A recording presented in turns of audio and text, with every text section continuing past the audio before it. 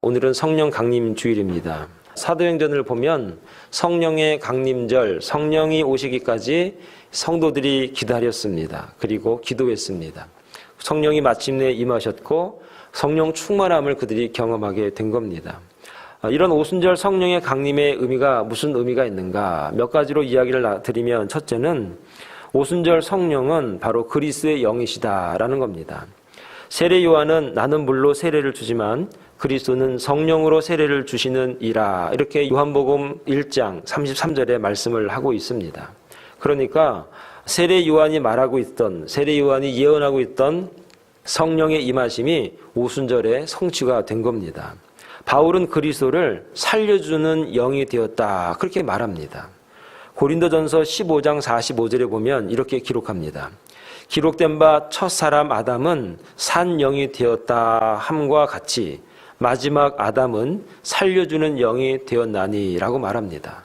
여기서 말하는 마지막 아담은 예수님이시고, 그 예수님이 부활하시고 난 다음에 살려주는 영으로 이 땅에 오셨다 하는 겁니다. 오순절 성령은 부활하신 그리스도의 영이며 승기하신 그리스도의 불가시적 현상이다라는 겁니다. 그러니까 오순절 성령의 강림은 모양은 다르지만 예수님께서 영으로 이 땅에 임하셨다 하는 겁니다. 두 번째로 오순절 성령의 강림의 의미가 무엇인가? 성령이 임하는 곳이 곧 성전이다 하는 겁니다. 고린도전서 3장 16절에 보면 너희가 하나님의 성전인 것과 하나님의 성령이 너희 안에 거하시는 것을 알지 못하느뇨, 그렇게 말씀을 합니다. 하나님의 성령이 임했습니다. 하나님의 은혜가 임했습니다. 그러면 우리는 성전이다, 거룩한 곳이다, 거룩한 자가 됐다 하는 겁니다. 그래서 누구든지 하나님의 성전을 더럽히면 하나님이 그 사람을 멸시하리라. 하나님의 성전은 거룩하니 너희도 그러하라, 이렇게 말씀을 계속 하십니다.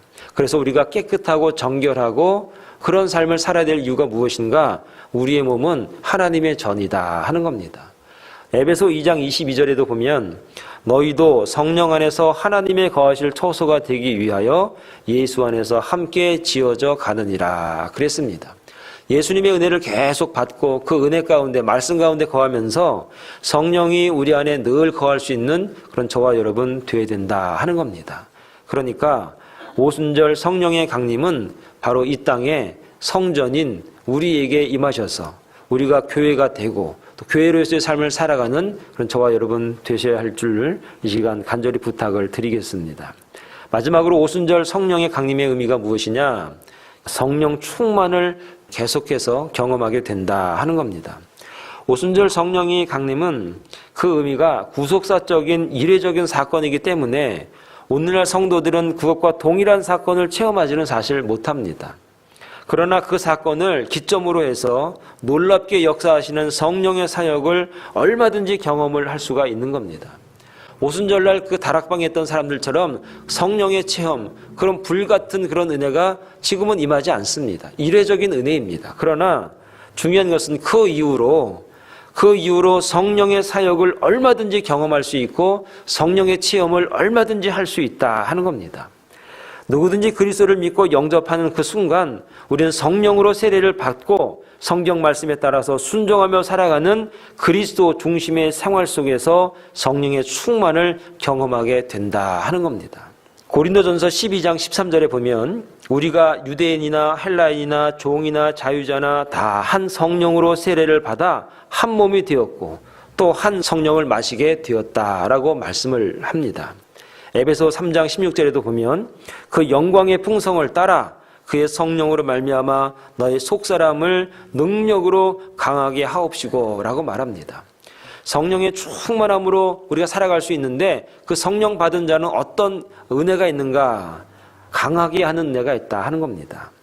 너희 속사람을 능력으로 강하게 하옵시고, 성령 받은 사람은 우리의 심령이, 우리의 속사람이 강하고 확증된 믿음으로 승리하는 삶을 살아가게 되는 겁니다. 그리고 또 하나는 믿음으로 말미암아 그리스도께서 너희 마음에 계시게 하옵시고 너희가 사랑 가운데 뿌리가 박히고 터가 굳어져서 라고 에베소서 3장 17절에도 말씀을 합니다. 결국은 성령을 받으면 우리가 강해집니다. 강력한 신앙으로 살아갑니다.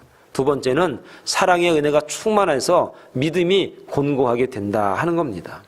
이처럼 성령은 그리스도의 영이시고 또 성령이 임하시는 것이 결국은 성전이고 그리고 성령의 충만함은 오늘도 우리에게 계속적으로 이어진다고 하는 은혜가 우리 가운데 있다는 것을 여러분 믿을 수 있기를 바랍니다. 그렇다면 오늘날 이러한 성령을 어떻게 받는가? 이 성령을 우리가 어떻게 받을 수 있겠는가 하는 겁니다. 이러한 성령을 받기 위해서 오늘 본문 말씀 전에 베드로가 설교를 합니다. 베드로가 14절부터 설교를 하는데 이 설교를 들은 사람들의 반응이 마음에 찔렸다. 그렇게 얘기를 하고 있습니다. 37절 말씀에 보면 이렇게 말합니다.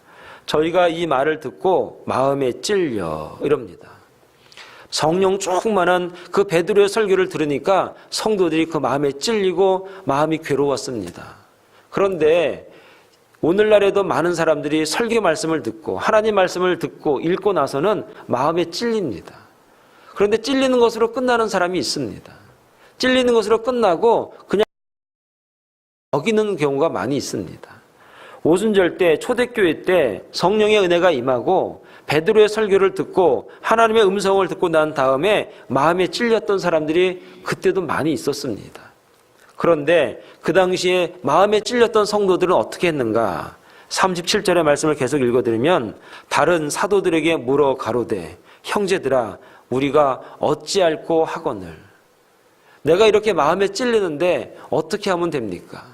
내가 하나님 말씀을 듣고 난 다음에 내가 마음에 찔립니다. 내 마음에 가책이 느낍니다. 내가 이제 깨달았습니다. 내가 이제 어떻게 살아야 될 줄 알겠습니다. 이제 그러면 내가 어떻게 살아야 됩니까? 어떻게 해야 됩니까? 어떻게 하나님 앞에 돌아갈 수 있습니까? 어떻게 성령 받은 삶을 살아갈 수 있습니까? 묻는 겁니다. 사랑하는 여러분, 저와 여러분들도 오늘 이후로 앞으로도 하나님의 말씀을 듣고 내가 마음에 찔림이 있고 깨달음이 온다면 내가 이제 그럼 어떤 삶을 살아갈까? 내가 이제 어떻게 성령의 인도함을 받으며 살까 생각하고 묻고 알아보고 그럴 수 있는 저와 여러분 다 될 수 있기를 간절히 부탁을 드립니다. 38절에 베드로가 대답을 하는데 뭐라고 대답하는가? 베드로가 가로되 너희가 회개하여 각각 예수 그리스도의 이름으로 세례를 받고 죄 사함을 얻으라. 그리하면 성령을 선물로 받으리니. 사랑하는 여러분, 베드로의 대답은 하나였습니다. 회개하십시오. 그리고 나서 예수 그리스도의 이름으로 세례를 받으십시오. 그리고 죄 사함을 얻으십시오. 그리하면 성령을 선물로 받습니다. 사랑하는 여러분, 저와 여러분들이 이 약속의 말씀을 들으시고 난 다음에 내가 정말 성령의 은혜 충만한 삶을 살기를 원한다. 성령 받기를 원하신다 하면 회개하시고 예수 그리스도의 이름으로 세례를 받으시고 죄 사함을 얻으시고 성령을 선물로 받는 능력 있는 삶을 살아가는 저와 여러분 되기를 바라겠습니다. 사도행전 2장 21절에 보니까 누구든지 주의 이름을 부르는 자는 구원을 얻으리라 그랬습니다. 여기서 누구든지 주의 이름을 부른다 했는데 예수님의 이름을 부르는 사람을 이야기하는 것이 아니라 여기서 부른다고 하는 의미는 믿는다라는 의미입니다. 누군지 예수 그리스도를 믿는 사람은 구원을 받습니다. 저와 여러분들이 예수 그리스도를 믿는 은혜가 있을 줄로 믿습니다. 사랑하는 여러분, 저와 여러분들은 예수 그리스도를 믿음으로 성령의 세례를 받고 구원받은 자임을 이 시간 믿습니다. 이 은혜가 저와 여러분들에게 함께 할 수 있기를 간절히 축원합니다. 그렇다면 이렇게 성령 받은 저와 여러분, 예수님을 나의 구주로 믿고 영접한 저와 여러분들, 성령을 체험한 자들의 삶은 어떻게 살아가야 될 것인가? 성령 받은 사람은 이제 하나님의 나라에 갈 수 있는 하늘에 집이 지어 있는 사람들입니다. 집이 지어져 있다고 해서 그냥 내버려 두면 집이 어떻게 되겠습니까? 집은 있는데 사람이 살지 않으면 어떻게 되겠습니까? 유지하기 위해서 보수하면서 살아가야 되는데 그렇지 않고 그냥 내버려 두면 집은 그냥 부서지고 힘없어지고 썩고 말 것입니다. 성령을 체험한 사람들은 잘 살아야 됩니다.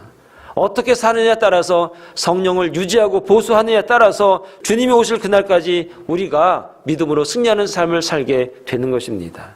주님이 오시는 그날 우리가 어떤 모습으로 서 있어야 될 것인가? 첫째는 기도에 전혀 힘쓰는 삶을 살아가라 하는 겁니다. 오늘 본문의 42절의 말씀에 보면 이렇게 말씀합니다. 저희가 사도의 가르침을 받아 서로 교제하며 떡을 떼며 기도하기를 전혀 힘쓰니라 했습니다. 기도 생활의 유지를 말하는 겁니다. 열심히 기도했다가 한 번 안 하고 열심히 기도했다가 그냥 한참 쉬고 그렇게 하는 것을 말하는 것이 아니라 하는 겁니다. 기도를 항상 해야 되는 겁니다.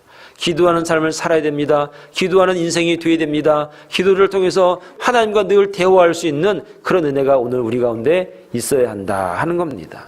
그래서 옛날 어른들이 예배를 많이 만들어 놓으셨습니다. 특별히 새벽 기도를 만들어 놓으셔서 늘 아침마다 기도하는 삶을 살게 하셨습니다. 나라를 위해서 기도하고 교회를 위해서 기도하고 자녀를 위해서 기도하고 또 나 자신을 위해서 기도할 수 있도록 그렇게 기도에 전혀 힘쓰는 삶을 살도록 그렇게 만들어 놓으셨다 하는 겁니다. 사랑하는 여러분, 성령을 체험하고 성령의 삶은 어떤 삶인가? 기도하는 삶이라 하는 겁니다. 그런데 기도만 하는 사람이 있습니다. 기도만 의지하는 사람이 있습니다. 기도만 하고 많은 사람이 있습니다. 한쪽으로 치우쳐서 기도만 강조하는 교회, 기도만 강조하는 성도, 기도만 이야기하는 그런 부류들이 있다 하는 겁니다. 그런데 오늘 본문의 말씀에 보면 기도만 강조하는 것이 아니라 교제하며 떡을 떼며 기도하기를 그렇게 얘기합니다. 본문에 이렇게 원어에 보면은 접속사가 없습니다. 교제하며 떡을 떼며 기도하기를, 이 말의 의미가 뭡니까? 기도하는 것, 떡을 떼는 것, 교제하는 것, 그것도 기도만큼 다 중요하고 동격이라는 의미입니다. 떡을 뗀다는 게 뭡니까? 예수님이 십자가에서 돌아가시기 전에 떡을 떼시고 잔을 돌리셨습니다. 그리고 이 떡은 내 몸이다. 이 포도주는 내 피다. 성례를 말하는 겁니다. 예전을 말하는 겁니다. 예배를 말하는 겁니다. 성도들과 예배 후에 교제하면서 서로를 알아주면서 이런 교제의 의미를 말하는 겁니다. 그러니까 42절에 이 말씀이 무엇입니까? 서로 교제하는 것, 떡을 떼는 것, 기도하는 것, 이게 어디서 이루어지는 겁니까? 예배를 통해서 이루어지는 하나의 형식인 겁니다. 그렇기 때문에 기도에 전혀 힘쓰라 하는 게 뭡니까? 하나님을 예배하고 하나님을 찬양하고 하나님을 기쁘시게 하는 이날, 이 주일날, 이날이 굉장히 중요하다는 것을 오늘 바울이 말씀을 하고 있는 겁니다. 성령의 삶이 무엇입니까? 이 주일을 귀하게 여기고 이날 함께 예배하고 함께 떡을 떼고 함께 교제하는 이 시간을 귀중하게 여기는 사람, 중요하게 여기는 사람, 그 사람들이 바로 성령의 삶을 살아가고 있다 하는 겁니다. 여러분들 오늘 이 시간이 아무런 의미가 없는 시간이 아니라 하나님이 기뻐하고 성령의 삶을 살아가는 하나의 방법이라는 사실을 여러분 깨닫고 이 시간을 귀중하게 여기는 저와 여러분 다 될 수 있기를 간절히 부탁을 드리겠습니다. 성령의 삶이란 무엇이냐? 두 번째 44절에 말씀합니다. 물건을 통용한다. 그렇게 말합니다. 믿는 사람이 다 함께 있어 모든 물건을 서로 통용하고 이렇게 말합니다. 자기가 가지고 있는 모든 물건들을 아낌없이 나눠주는 겁니다. 예배드리고 은혜 받고 성령 충만한 삶을 사는데 이들이 가지고 있는 물건에 대한 욕심이 없어진 겁니다. 나눠주고 도와주고 내 것도 가져가라고, 내 것도 한번 써보라고, 내가 도와주겠다고, 내가 이렇게 이만큼 있는데 나눠줄 수 있다고, 그렇게 사람들의 마음이 변한 겁니다. 이게 억지로 시켰다면 공산주의죠. 그러나 이들이 자발적으로 능동적으로 그들이 알아서 하는 겁니다. 성령 충만함을 받으면 자발적이 됩니다. 능동적이 됩니다. 교회 봉사도, 교회 섬기는 것도, 사랑하는 것도, 나눠주는 것도 억지로 눈치 봐서, 상황 봐서, 분위기 봐서 하는 게 아니라 능동적으로, 자연스럽게 그 마음에 사랑이 충만해서 나눠주는 역할이 된다 하는 겁니다. 성령 충만한 교회는 그래서 능동적인 교회입니다. 누가 기도하라고 해서 기도하는 것이 아닙니다. 예배하라고 해서 예배하는 것이 아닙니다. 도와주라고 해서 도와주는 것이 아닙니다. 도와주고 싶어서, 나눠주고 싶어서, 기도해주고 싶어서 능동적인 마음이 우러나는 것, 그게 바로 성령 충만한 삶이 된다 하는 겁니다. 사랑하는 여러분, 우리 교회는 성령 충만한 교회가 된 줄로 믿습니다. 서로 능동적으로 자원하는 마음으로 하나님 앞에 드릴 수 있는 저와 여러분 다 될 수 있기를 간절히 축원을 드리겠습니다. 세 번째는 모이기에 힘쓰는 자들이다. 46절 말씀에 보면 이렇게 말씀합니다. 날마다 마음을 같이하여 성전에 모이기를 힘쓰고 집에서 떡을 떼며 기쁨과 순전한 마음으로 음식을 먹고 이럽니다. 날마다 마음을 같이 했다. 이 말이 뭡니까? 은혜 받으니까 그냥 날마다 교회 가는 겁니다. 은혜 받으니까 날마다 모이는 겁니다. 은혜 받으니까 성도들을 만나는 게 기쁜 겁니다. 은혜 받으니까 지나가는 성도만 만나면 끌어안고 기뻐하고 서로 축복해주고 그러는 마음이, 그러는 분위기가 만들어진 겁니다. 여러분, 성령 충만하면 정말 기쁨이 있고 매일 보고 싶고 매일같이 만나고 싶은 게 성령 충만한 삶의 모습입니다. 그런데 날마다 마음을 같이 했다, 이 말이 참 중요합니다. 초대교회 때는 유대교 전통을 따르는 사람들이 많이 있었습니다. 율법을 강조하는 사람들이 많이 있었습니다. 법도를 중요하게 여기는 사람들이 많이 있었습니다. 그런데 은혜만 받고 예수님 받고 그냥 그리스도인 사람들도 많았습니다. 각처에서 다양한 사람들이 많이 모였던 곳이 초대교회입니다. 그런데 이들이 날마다 마음을 같이 했다 그럽니다. 얼굴은 다르고 생각은 다르고 처지는 달라도 종들도 있고 상전도 있고 여러 가지 계층들도 있었지만 이들이 마음을 같이 했다 하는 겁니다. 사랑하는 여러분, 성령 받은 사람들은 마음이 같아집니다. 내가 좀 높은데, 내가 좀 많이 받았는데, 내가 좀 많이 배웠는데, 내가 좀 위치가 높은, 이런 거 구분하지 않습니다. 성령 받으면 똑같아집니다. 왜 교회가 좋습니까? 교회는 누구나 다 오는 것이고 누구나 은혜 받는 것이고 다 똑같아지는 것이고 서로 마음을 같이 하는 것이 바로 교회요, 성령 받은 사람들의 모임이다 하는 겁니다. 사랑하는 여러분, 우리 교회가 성령 받았습니까? 여러분들 마음속에 성령이 함께 하십니까? 그러면 날마다 마음을 같이 하는 은혜가 오늘 우리 가운데 있을 줄로 믿습니다. 성령 받으면 부부관계도 좋아집니다. 성령 받으면 자녀들도 그렇게 말을 잘 듣습니다. 성령 받으면 모든 것이 그렇게 잘 돌아갑니다. 마음을 같이 하기 때문에. 사랑하는 여러분, 교회에 내 마음 같은 사람 없습니다. 내 마음처럼 움직이는 사람 없습니다. 그런데 내 마음을 내리고 내가 마음을 같이 하려고 노력하고 힘쓰면은 같아지는 겁니다. 사랑하는 여러분, 성령 받으면 모이기를 힘씁니다. 날마다 마음을 같이하여 성전에 모이기를 힘쓰는 그런 교회, 그런 은혜가 오늘 저와 여러분들의 교회가 되기를 바랍니다. 우리 사랑의 동산교회가 성령 받은 충만한 그런 교회가 될 수 있기를 간절히 축원을 드리겠습니다. 마지막으로 성령의 삶이란 찬양이 넘치는 삶이다 하는 겁니다. 우리가 47절의 말씀에 보면 이렇게 말합니다. 하나님을 찬미하며 또 온 백성에게 칭송을 받으니 주께서 구원받는 사람을 날마다 더하게 하시느니라. 성령을 받으니까, 성령의 은혜가 있으니까 성도들이 날마다 모여서 뭐 했을까요? 아마 모이자마자 찬양했을 겁니다. 우리 찬양합시다 하면서 박수치면서 춤추면서 하나님을 찬미했을 겁니다. 그러니까 이게 부음이 되고 하나의 운동이 되고 움직임이 되는 겁니다. 그러니까 그 당시에 로마 시대였기 때문에 그 당시 유대를 지배했던 플리니우스라고 하는 총독이 있었습니다. 이 사람들이 기독교인들의 움직임이 이게 보통이 아닌 겁니다. 그래서 몰래 비밀리에 저 사람들이 어떤 사람들인가, 저 사람들이 법은 잘 지키는가, 저 사람들이 정결하게 잘 사는가, 어떤 존재인지 궁금해서 몰래 뒷조사를 시켰습니다. 그런데 이 플리니우스가 그 당시에 로마 황제 트라이안에게 보낸 편지글에 이런 내용이 있습니다. 그들은, 여기서 말한 그들은 기독교인입니다. 예수 믿는 사람들입니다. 그들은 법 이상을 실천하는 사람들입니다 라고 합니다.